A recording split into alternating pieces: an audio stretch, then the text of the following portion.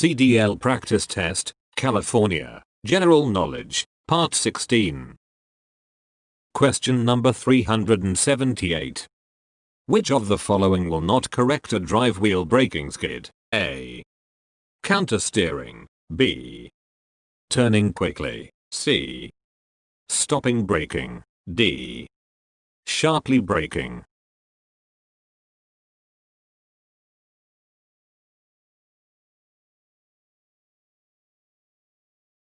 The correct answer is here. D. Sharply braking. Explanation. When in a drive wheel braking skid, stopping braking, counter steering, and quickly turning will all correct your driving. However, sharply braking will not. Question number 379. When should you first inspect your vehicle? A. Whenever a light comes on. B. Every day. C. None of these. Inspection is not the responsibility of the driver, it will be done by a certified mechanic. D. Before starting the trip, pre-inspection.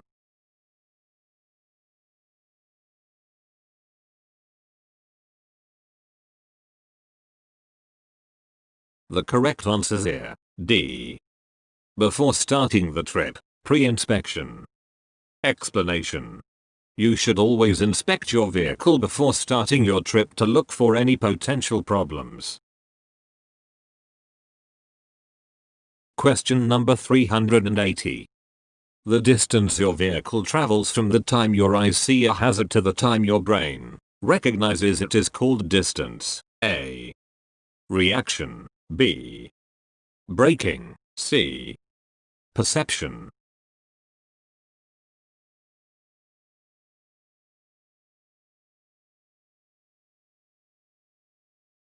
The correct answer is here. C. Perception. Explanation. The distance that your vehicle travels from when your eyes see a hazard to when your brain finally recognizes it as a hazard is called the perception distance. Question number 383. Which of these statements about staying alert to drive is true? A. A half-hour break for coffee will do more to keep you alert than a half-hour nap. B. There are drugs that can overcome fatigue. C. Sleep is the only thing that can overcome fatigue.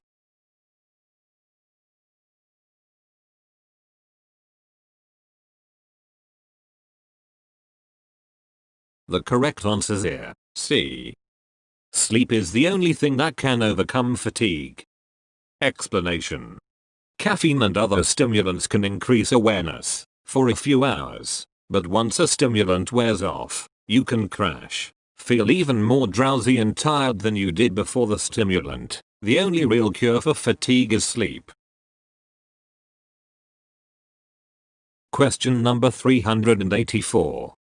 In instances when you are parked on the side of the road and oncoming traffic cannot see you within 500 feet, where should you place warning devices? A. Warning devices should be placed evenly around the vehicle at a distance of 100 feet. B. Warning devices should be placed at 10, 100, and 200 feet away from your vehicle facing both directions of traffic. C. Warning devices should be placed 500 feet in both the front and back of your vehicle. D. Before the curve, turn, or hill that prevents drivers from seeing your vehicle.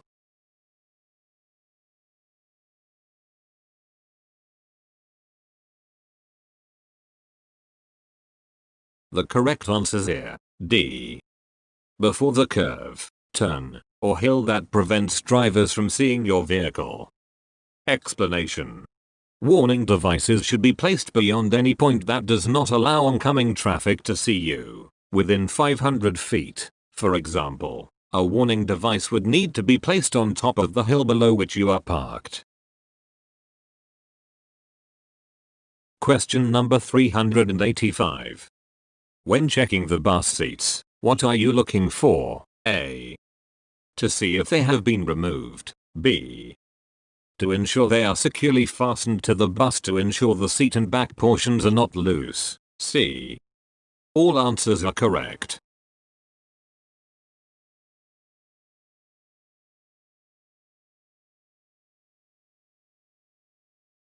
The correct answers here. C.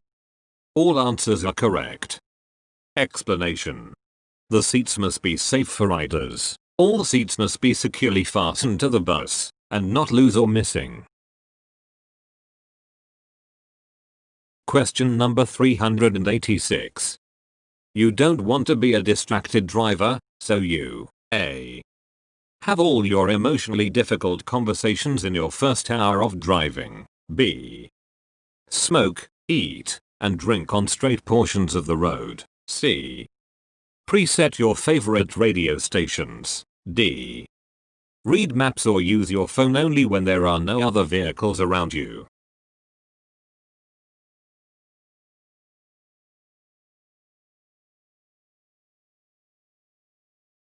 The correct answers here. C. Preset your favorite radio stations. Explanation. A distraction is still a distraction, even on a straightaway or an empty road. Do not eat, drink, smoke, text, read, or have difficult conversations while driving. If possible, turn off your phone and keep it off until you are done driving for the day. Question number 387. How many red reflective triangles should you carry? A. 1. B. 3. C. 4.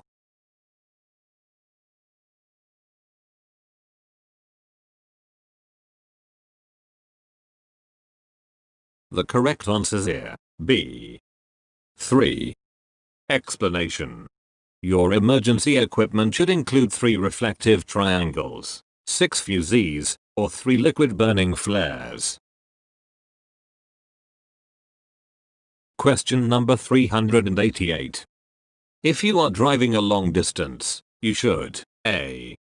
Take a short break once or twice during the trip when you are feeling tired or drowsy. B. Avoid short breaks but keep the window open. C. Stop often and take short breaks before you feel really drowsy or tired.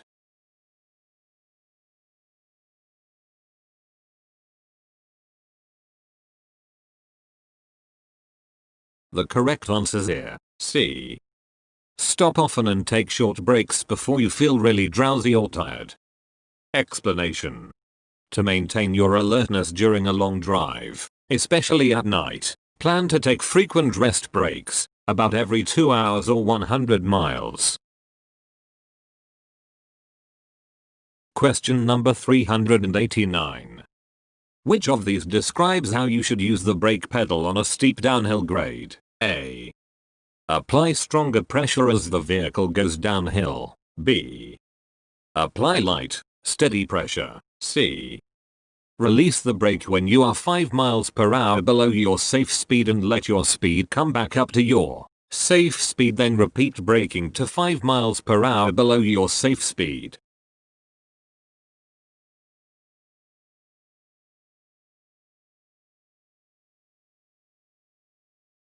The correct answers here. C.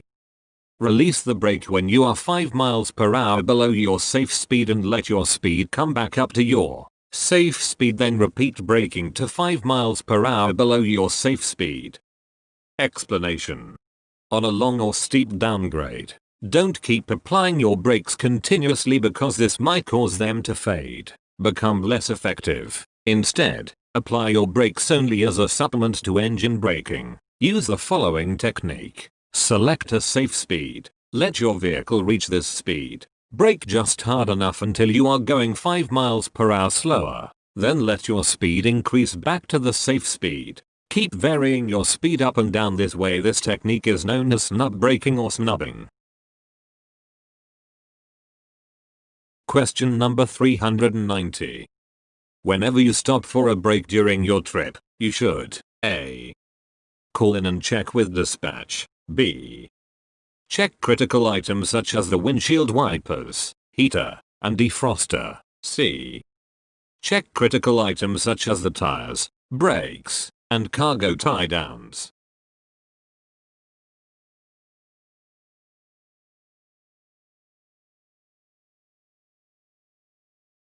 The correct answer is here, C. Check critical items such as the tires, brakes, and cargo tie-downs. Explanation. Whenever you stop during your trip, check safety critical items such as brakes, tires, lights, and coupling devices if any. Also make sure that your cargo is still secure. Question number 391. How often should you check your mirrors? A. Every 1/4 mile. B. When turning or changing lanes. C. Every 8 to 10 seconds.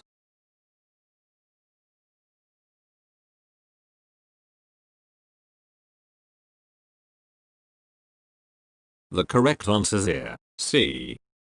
Every 8 to 10 seconds. Explanation.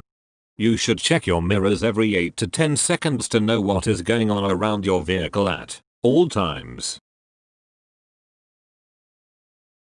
Question number 392. You are driving a 40-foot vehicle at 35 miles per hour. The road is dry and visibility is good. What is the least amount of space you should keep in front of your vehicle to be safe? A. 6 seconds. B. 4 seconds. C. 2 seconds.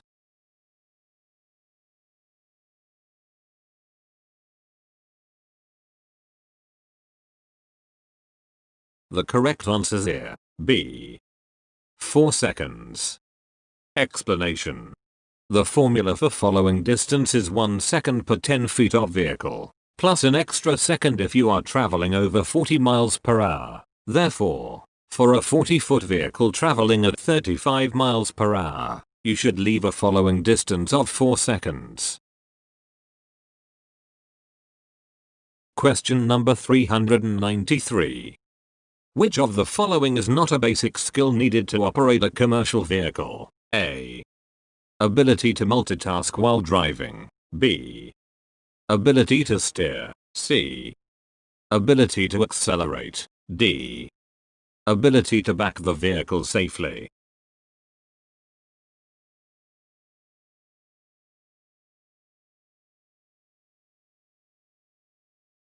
The correct answer is here, A.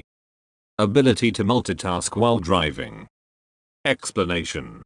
You must be proficient in several driving skills such as steering and backing, but no one can multitask and drive well. Unfortunately, many people have mistakenly thought they could, which is why there have been so many accidents caused by texting while driving.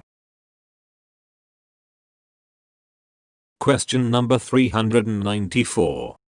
What is the purpose of blocking and bracing? A. To prevent cargo from interfering with brakes. B. To ensure that the cargo is evenly distributed. C. To make more room for storage in your vehicle. D. To prevent sliding movement of the cargo.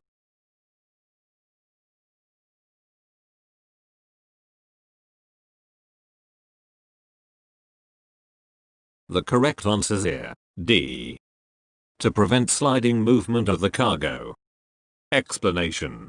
The purpose of blocking and bracing is to prevent the sliding or movement of cargo. Blocking is used to tightly fit cargo, whereas bracing runs from the top of the cargo to the floor, or to the wall. Question number 395. Which of the following does not have a high center of gravity? A. Dry bulk. B. Hanging meat. C. Top heavy cargo. D. Livestock.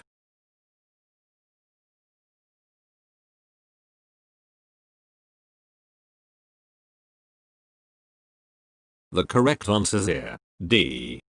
Livestock. Explanation. When transporting livestock, dry bulk and hanging meat, you must take special care when turning to avoid your vehicle from tipping over. Dry bulk and hanging meat both have a high center of gravity, whereas livestock can't move around. Question number 396. Which of these statements about accelerating is true? A. When traction is poor, more power should be applied to the accelerator. B. Rough acceleration can cause mechanical damage. C. You should feel a jerking motion if you are accelerating your vehicle properly.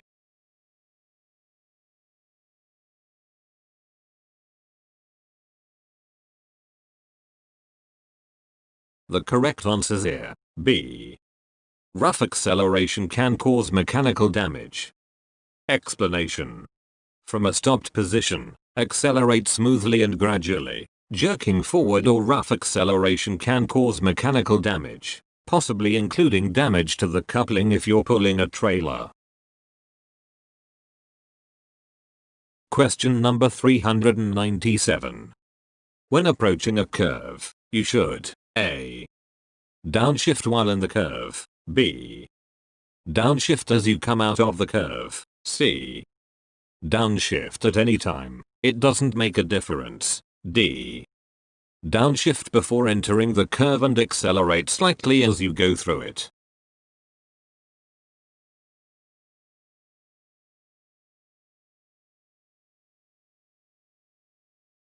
The correct answer is here. D. Downshift before entering the curve and accelerate slightly as you go through it. Explanation. Slow down to a safe speed, and downshift to the right gear before entering the curve. This lets you use some power through the curve to help the vehicle be more stable while turning. It also allows you to speed up as soon as you are out of the curve. Question number 398. Which of these statements about managing space is true? A. Many accidents are caused by drivers keeping too much space in front of their vehicles. B. Smaller vehicles require more space to stop than larger ones. C. When the road is slippery, you should keep much more space in front of your vehicle.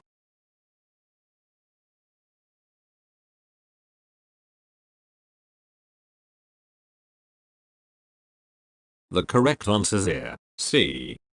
When the road is slippery, you should keep much more space in front of your vehicle. Explanation. Large, heavy vehicles have long braking distances. On slippery roads, the braking distance will be even longer. Make sure you leave an adequate following distance behind the vehicle ahead of you. The formula for following distance under ideal conditions is 1 second per 10 feet of vehicle, plus an extra second if you are traveling over 40 miles per hour. On slippery roads, increase your following distance even more. Question number 399. What is the new blood alcohol concentration, BAC, for commercial drivers to be considered intoxicated when driving a commercial vehicle? A. 0.06. B. 0.02. C. 0.04.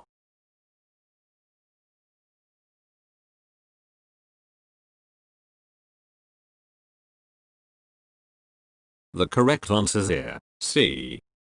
0.04. Explanation. You will lose your CDL for at least 1 year if you are convicted of driving a CMV while your BAC is 0.04% or above. Question number 400. You must drive on a slippery road. Which of these is a good thing to do in such a situation? A. Apply the brakes during turns. B. Use a smaller following distance. C. Slow down gradually.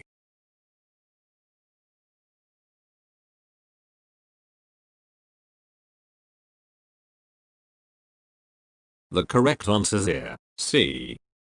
Slow down gradually. Explanation. Braking on a slippery surface can lock the wheels and cause a skid. Brake gently and slow down very gradually.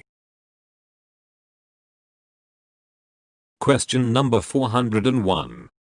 You do not have a hazardous materials endorsement on your commercial driver's license. You are asked to deliver hazardous materials in a placarded vehicle. You should A. Take the placards off the vehicle. B. Refuse to haul the load. C. Haul the load but only to the nearest place where a driver with a hazardous materials endorsement can't take over.